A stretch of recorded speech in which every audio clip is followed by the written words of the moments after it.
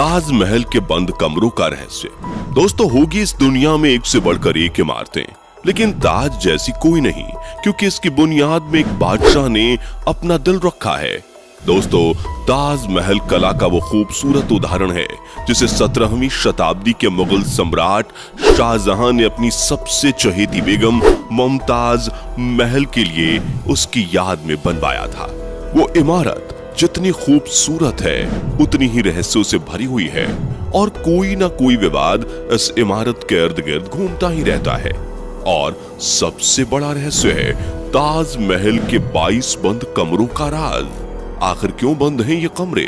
क्या इनमें हिंदू देवी देवताओं की मूर्तियां छुपी हुई हैं? क्या सच में ताजमहल शिव मंदिर को तोड़कर बना है? और सबसे बड़ी बात दोस्तों, क्या आपको पता है कि बिना सीमेंट के ताजमहल कैसे बनाया गया? जबकि आज तो बड़ी बड़ी बिल्डिंग्स और पुल वगैरह सीमेंट से ही बनते हैं और 100-100 साल तक खड़े भी रहते हैं, लेकिन ताजमहल तो बिना सीमेंट के बनाया गया है। तो फिर कैसे वो करीब 350 सालों से इतनी मजबूती से खड़ा है? फिर चाहे कितना ही बड़ा भूकंप आ जाए, चाहे कोई भी नेचुरल डिजास्टर हो जाए, ताजमहल वहीं का वहीं खड़ा है। आखिर कैसे? और क्या आपको पता है कि उस समय ताजमहल कितने रुपयों में बनाया गया होगा? और क्यों ताजमहल में आज तक कोई लाइट्स नहीं लगाई गई है? दोस्तों, आज का वीडियो पूरा देखना जरूर, क्योंकि इस वीडियो में आप ताजमहल के 22 ऐसे रहस्यों के बारे में जानोगे जो शायद ही पहले आपने कभी सुना होगा। बस वीडियो को स्टार्ट करने से पहले वीडियो को एक लाइक करके चैनल को सब्सक्राइब कर लीजिए। चलिए शुरू करते हैं। नंबर 10। दोस्तों, ताजमहल को जितना दूर से देखते हैं ये हमें उतना बड़ा दिखाई देता है, लेकिन जैसे जैसे हम इसके करीब जाते हैं ये इमारत छोटी होती जाती है और ताजमहल दिन में 4 बार रंग बदलता है। जैसे अगर आप इसे सुबह 4 बजे देखेंगे तो ये काला दिखेगा, सुबह तारों की रोशनी में ये गुलाबी दिखेगा, दिन में इसका रंग दूधिया हो जाता है और पूनम की रात को ताजमहल सुनहरा दिखाई देता है। लेकिन इसका रहस्य आज तक कोई पता नहीं लगा पाया है। नंबर 9। ताजमहल में एक खुफिया दरवाजा भी है जो यमुना नदी में खुलता है, लेकिन किसी को इसका नहीं पता।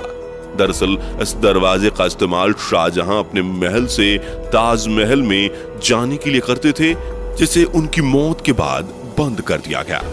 नंबर 8। ताजमहल को बनाने के लिए सफेद संगमरमर राजस्थान के मकराना से लाए गए थे, जेड और क्रिस्टल चाइना से मंगाए गए थे, लैपिस लेजली अफगानिस्तान से आया था और कार्नेलियन अरब से आया था। कुल मिलाकर ऐसे ही 28 किस्म के बेशकीमती रत्नों को दुनिया भर के अलग अलग देशों से मंगवाकर सफेद संगमरमर में जड़ा गया था।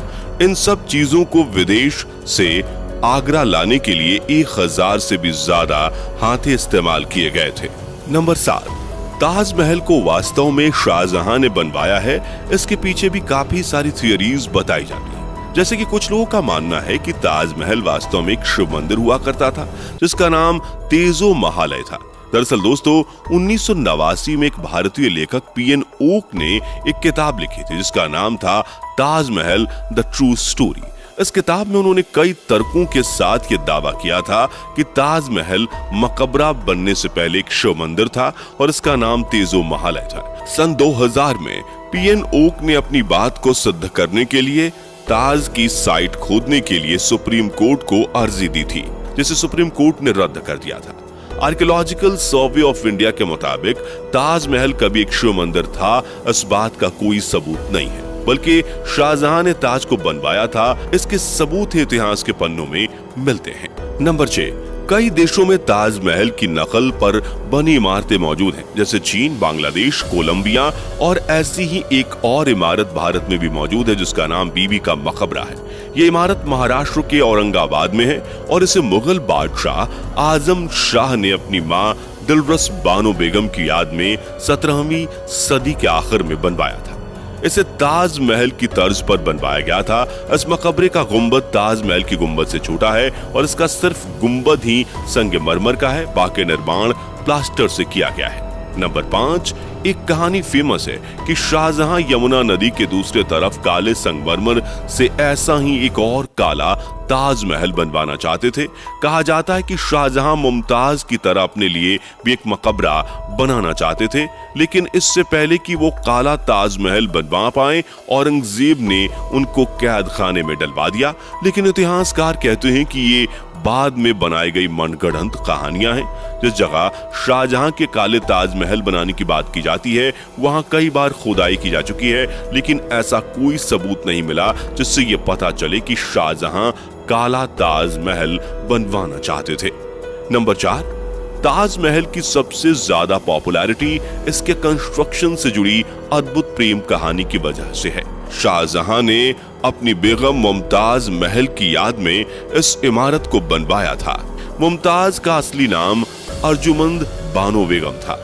शाहजहां ने उन्हें मुमताज महल नाम दिया, यानी महल का सबसे अनमोल रत्न। महज 38 साल की उम्र में अपनी 14वीं संतान को जन्म देते वक्त मुमताज की मौत हो गई। उस वक्त वो बुहारनपुर में थी। अपनी बेगम की मौत से बादशाह बेहद दुखी हुए, जैसे कि उनकी जिंदगी बर्बाद हो गई, और आखिर में उनकी याद में शाहजहां ने ताज को बनवाने का फरमान जारी किया। नंबर 3, पहले मुमताज को बुहारनपुर में ही दफनाया गया। इसके बाद शाहजहां ने ताज को बनवाना शुरू किया। उसके बाद बुहारनपुर से मुमताज की डेड बॉडी को निकालकर जहां ताजमहल बन रहा था उसके पास एक गार्डन में दफनाया गया। ताजमहल को तैयार होने में 22 साल लगे, जब तक मुमताज की डेड बॉडी गार्डन में बनाई गई कब्र में ही दफन रही। बाद में उसे ताजमहल के अंदर मुख्य गुंबद के नीचे दफनाया गया। नंबर 2, जिस वक्त शाहजहां बादशाह बने वो मुगल सल्तनत का सबसे सुनहरा दौर था, या यूं कहें शाहजहां का जमाना मुगल हुकूमत के पसंद जैसा था। चारों तरफ अमन और खुशहाली थी। प्रजा के लिए बादशाह का हुक्म ही सबसे ऊंचा होता था। शाहजहां की बादशाहत में लड़ाइयां नहीं होती थी। वो जबरदस्त शानो शौकत, ऐशो इशरत का दौर था। बादशाह को बड़ी बड़ी इमारतें बनवाने का शौक था। उन्होंने मुगल वास्तुकला के साथ भारत के प्राचीन इतिहास को मिला दिया था। नंबर 1, शाहजहां जानते थे कि ये दौलत, ये ताकत, ये शानो शौकत एक दिन सब खत्म हो जाएगा। उन्होंने सोचा कि कुछ ऐसी यादगार चीज बनाई जाए जो हमेशा रहे, और शाहजहां ने अपनी पत्नी की याद में ताज को बनवाया। आज बादशाह ही नहीं रहे, उनकी हुकूमत नहीं रही, और उनकी सल्तनत को भी खत्म हुए कई जमाने गुजर गए। बस एक ताज है जिसने बादशाह की सदियों पुरानी प्रेम कहानी को खुद में संजोए रखा है। प्रकृति की गोद में चांद सी जगमगाती ये भव्य इमारत सदियों से दो प्रेमियों के प्यार की अमर कहानी सुनाती आई है और सदियों तक सुनाती रहेगी।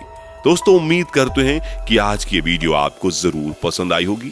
साथ ही आप किस शहर में रहते हो और क्या आपने ताजमहल देखा है, हमें कमेंट करके बताइए, और चैनल को सब्सक्राइब करके वीडियो को ज्यादा से ज्यादा शेयर जरूर करें ताकि यह जानकारी हर किसी को मिल सके। और दोस्तों, आप किस तरह का वीडियो देखना चाहते हैं हमें जरूर बताएं।